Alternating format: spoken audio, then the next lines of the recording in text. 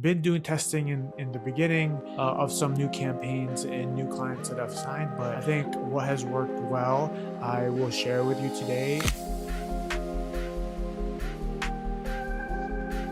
How's it going, everybody? Gene Villanos here, another episode of the PPC Cave. Today is episode 118. We are talking about why I rarely start new search campaigns with broad match. Why I rarely start new campaigns with broad match, episode 118. But before we get into the topic today, I want to talk to y'all about our sponsors, Opteo. Opteo has been our sponsors for a little bit now, and it's one of those things that I don't know what I was doing before I was using Opteo, especially now with the AI interface. And a lot of what I used to do before manually is just now within one easy to navigate dashboard and application. Basically, with the new AI interface, as I mentioned, is just really something that has kind of cut my work in half. And I don't believe that it sacrificed any of the quality. It's just really provided me a more streamlined way to go through and make sure that my client and accounts are all up to date. There's no errors, there's nothing that's super messed up. A lot of it is still in line with the goals of the client and the account in general. And I think it's just a great tool, especially now that AI has been introduced fully. So if you want to check out Opteo, go to www.opteo.com/theppccave and upgrade your 14-day trial, 28-day trial. And if you have a hard time setting it up, let me know and I'll set it up for free. So getting into the topic, why I really start new campaigns with broad match, this kind of came about just because, like I mentioned before, I've been working on more lead gen clients. And with lead gen, you just have to kind of do a lot of testing, especially in the search campaign realm. And I've been doing testing in the beginning of some new campaigns and new clients that I've signed. But I think what has worked well, I will share with you today. And again, this is just from my experience. So take it with a grain of salt, but I'll be speaking from my own experience of why I rarely start new campaigns with broad match. So, I mean, broad match has definitely become very, very popular. I think Google has built a case in the last couple of years for why broad match is super compelling. I think one is obviously more reach. You get more reach, and more of the search query coverage is going to be within a broad match type instead of just phrase and exact, as phrase and exact may be sometimes limiting. And I think it's important that, there is an opportunity for broad match, and I'll go through that here later. But the topic is why I rarely start with broad match. And I think that's a huge differentiator of what I believe broad match can do versus should I start with broad match in a new search campaign. A lot of the times people make a mistake. And, the second point is the mistakes that I see often in a lot of the audits and a lot of the clients that come to me and ask for management. I think, starting a brand new or launching a new brand new campaign with broad match can be very detrimental. I think the biggest reason is because you don't have much conversion history. And this is also applicable if it's a new account. If it's a new account or a new campaign, this is very applicable. You don't have enough conversion history. You don't have a negative keyword list. If it's, well, you might have a negative keyword list, but if it's a new campaign, you don't build out a negative keyword list. Yeah, you can create one through ChatGPT, and there's more generic terms there that you can filter out, but you're not gonna really get the negative keywords that will look like the search keyword or the offering that you have, but not really. So I think the data is lacking in the beginning, and I think that's the gist of why, those are the mistakes of why people start with broad match. And that's what I do see in a lot of clients and audits. I see a lot of this where it's not enough search term data, You don't have enough feedback basically, and with that you don't even have tested landing pages because all of this is new. So I think it's very important that with broad match you should definitely have a little bit more data going in than just starting out a campaign or starting out a whole new account. Why I prefer starting with phrase match, and this isn't for every client, but I would say 90% I start with phrase match for the most part for lead gen. So I prefer starting with phrase match because it just helps with control, right? With phrase match, I'm able to use that anchor keyword that I want. For example, let's just go with asphalt paving. You have someone that's trying to make a driveway, asphalt paving installation for concrete, things like that. I'll be able to create a phrase match with quotes in the search campaign for, let's just say, asphalt installation. And I know for a fact that I'm not going to pay if those two keywords, asphalt installation, aren't in a specific query. So I think that's really comforting. Not that you can just let up and not do negative keywords or review the search terms daily, but there's a little bit more control, as I mentioned. And then with that control, you can continue to build out that negative keyword list. Not to say that you maybe are creating a new campaign and you want to export an old negative keyword list to this new campaign. I'm not saying that. I'm just saying that with a new campaign, there's going to be negative keywords or negative keyword lists that you are going to have to create. Regardless, if you have negative keyword lists before, there's going to be new search terms that file in, and you don't have the luxury of doing that from the beginning. So that's why I go with phrase, because there's a little bit more control there. And then I could build a negative keyword list and create negative keywords within that new campaign or account, with phrase being the starter option as a match type instead of broad. And then I'll be able to identify, what's a qualified lead, what's not so qualified, what's bringing in more spam, or what type of angle or search theme is working for me, search keyword set is working for me, ad group is working for me. And then you get to learn what search intent really looks like, because I think that's the biggest issue beyond anything is, as Google Ads managers, that's why we need time for data to kind of come in into that count, because we don't know what the intent is, right? We don't know what keyword equates a specific intent. Yes, we can infer, but until we see a conversion pop in and be like, okay, well, this was converted through this search keyword, we're really just inferring, right? So once we see that, we'll be able to see more data, see more of the search term data report, create negative keyword lists, and perhaps even get a conversion. And if you can get all those things, then it's just easier to kind of steer the direction of the campaign into phrase too broad, or from phrase too broad. But yeah, in many ways, phrase match kind of serves as like the training ground. Imagine kind of like that preseason to, like, I don't know, NFL or NBA. It's like the preseason. You're like warming up. You're understanding the system, understanding the chemistry, and when the regular season starts, then you can actually begin to make bolder moves, and you know where you're going. You know what ad group is going to be probably your best converter. You're going to know what keywords work well for you. And then those are the candidates to create from phrase to a broad match type. Um, but yeah, just help gathering intelligence and statistics and data with phrase match, I think, is probably the more conservative route, and you won't blow up your budget doing so. You won't be so confused because you're seeing all these crazy different types of search terms. Is very controlled, or it's pretty controlled compared to broad. Very controlled is exact match, but that'll be for another episode. But I do believe that broad match is an amplifier. It's either going to amplify what you're doing wrong or amplify what you're doing right. One of the biggest misconceptions about PPC or Google Ads is that broad match is good or bad. It's really neutral. It's neither. I think it's just amplifying the signal that you're giving to your Google ad. So to say that, oh, broad match is bad, broad match is good, I think it's a toolbox. Or like we're talking about basketball here just because the finals just ended.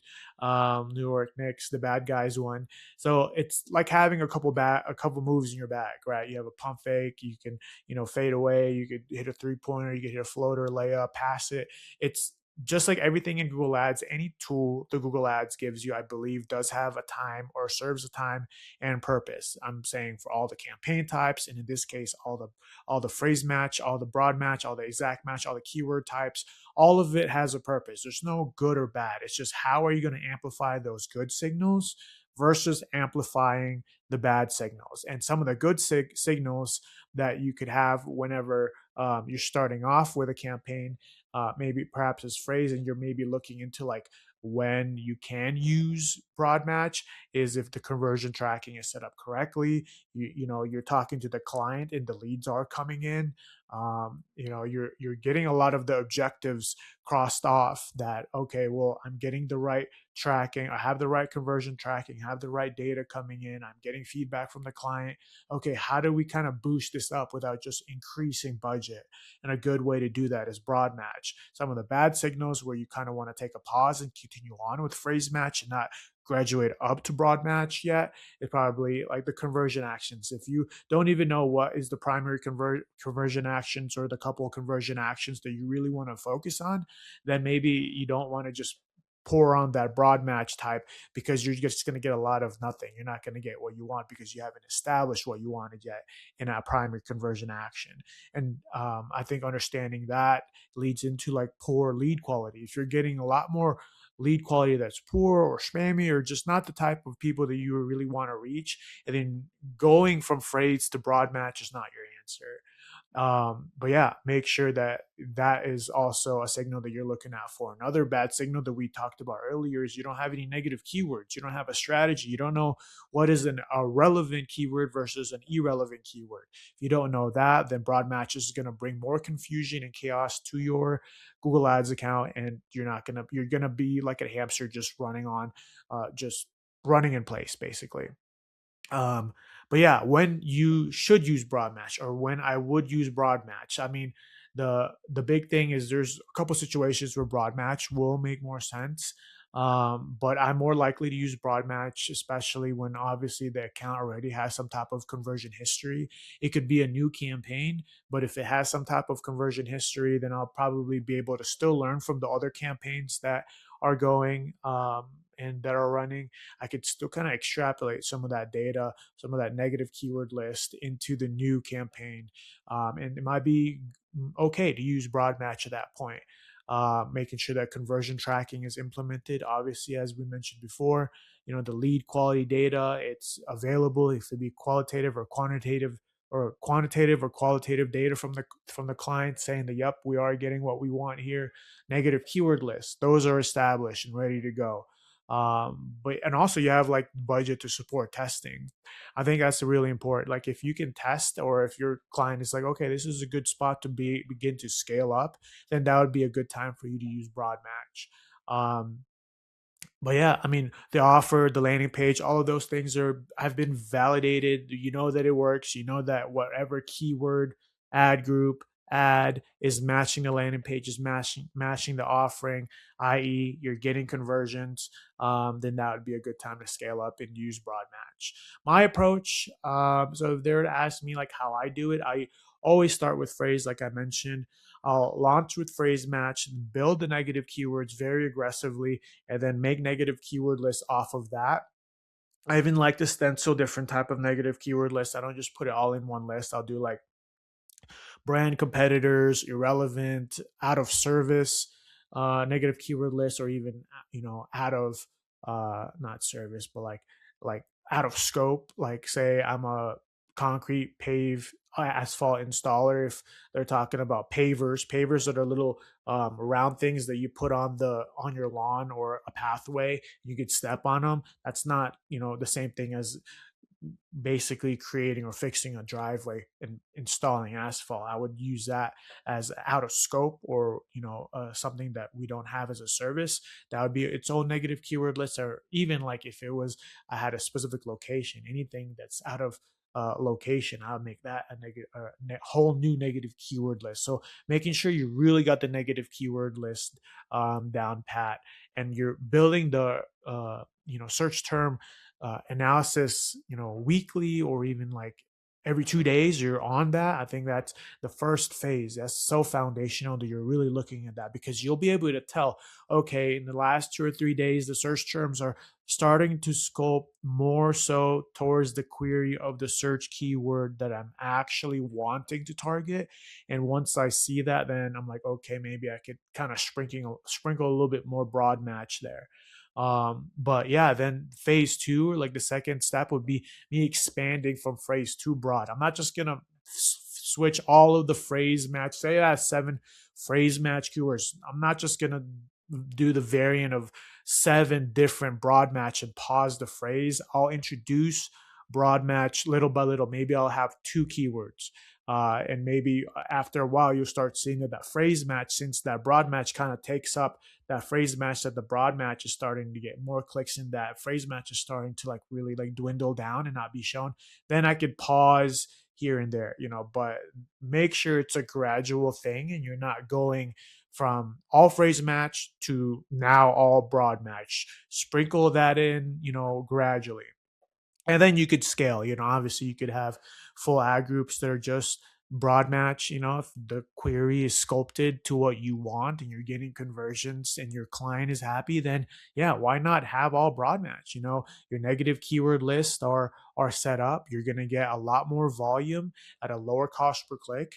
I'm totally for having just all broad match campaign at a certain point in time. But yeah, I think this is a very important episode, because this is something that, people have struggled, including myself, to just kind of understand, okay, when should I use this? I know it's a tool that I can use. It seems so appealing to use it in the beginning, because you're thinking, oh, well, I'm going to actually get clicks and I'm actually going to get a lot of volume for the clients, because a lot of the times when they don't see volume, they don't see clicks, they think that the Google Ads account is just not running, or it's you don't know what you're doing. But so it's kind of like tempting to just use broad match out the gate. But I think there's a lot of pitfalls and a lot of things that we can look at here. And I think it's important to understand, we could probably hold that off a little later. And, I was actually speaking to someone, actually had someone comment about Google recommendations and auto apply recommendations on one of the TikToks that we have. And I do want to talk about, what Google recommends versus what I, a PPC manager, really experiences. And I think a lot of the time, one of the things that you do see in optimization score auto apply is just letting Google itself change the type of keywords you have. And that's a huge no-no. Or even if you see an optimization score, hey, you could boost 7% up if you make this phrase match keyword broad, or if you just add more broad. I wouldn't do it that way. I would just kind of stick to what we talked about now. Understand that there is foundation in creating just phrase match keywords and then graduating those phrase match keywords gradually into broad. I think that's super important. That's why context matters, right? It's really important that we just don't blindly accept auto apply recommendations into going straight into broad or adding more broad keywords, just because there is that gradual step that you might be missing out with phrase. And I think this is the whole point of this episode. But yeah, my final thoughts is broad match is neither good or bad. It's not the enemy. There's always specific times and instances where Google gives you a tool like broad match and you could definitely use it and thrive. It could be one of the most powerful things, especially for lead gen search campaigns, to really get the type of, not only the type of sculpted queries within a campaign, but the amount of volume, just because the cost per click is going to be lower and obviously your budget is going to go a longer way. But yeah, I prefer to start with phrase, go there, figure out the search intent, create negative keywords, understand that lead quality, understand is it creating conversions, and then graduate to a trickle to more broad match keywords into that campaign. And I think you'll be more effective that way for sure for you. So don't start with broad match just because Google recommends it or you feel like you get more clicks. start broad match, or start with broad match, or graduate to broad match when you feel like your campaign has earned it, with the signals that you analyze. One discussion question that I want to give to y'all, you could comment or email: what launching a brand new search campaign, do you start with broad, do you start with phrase, exact, or a combination of three? I'm just curious. So yeah, but we're always here every Monday. We release at 12 a.m. Mountain Time. If you have any questions, theppccave@gmail.com. And again, our wonderful sponsor, Opteo, www.opteo.com/theppccave, to upgrade your regular 14-day trial to a 20-day trial. Try it out. And if you need any help, like I said, to setting it up, let me know and I'll do it for free for you. And if there's nothing else, bye for now.